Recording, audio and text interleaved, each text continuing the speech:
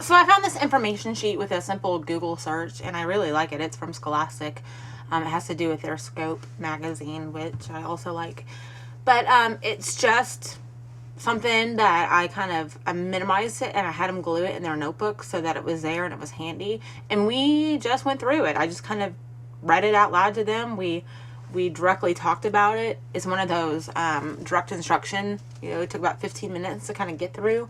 But the 5 different hooks that they are more than welcome to use in their expository essays are like beginning with an anecdote. And we saw this back when we were doing narratives with Kira Kira. It began with an anecdote, and we kind of noticed that. A quote is something that I think my kids will use. They will have to Google quotes and kind of find quotes.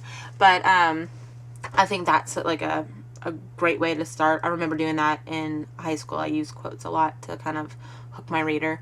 The third one is to drop your reader into a scene. So just kind of that whole idea of in medias res, you just kind of start with the scene, which sounds like a narrative, but since this essay is also kind of narrative, telling about their own lives and their own change, it would completely work.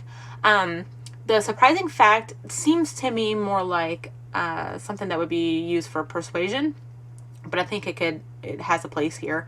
And then lastly, the rhetorical question. This is the first time they're introduced to this term, so my kids are always kind of confused by it.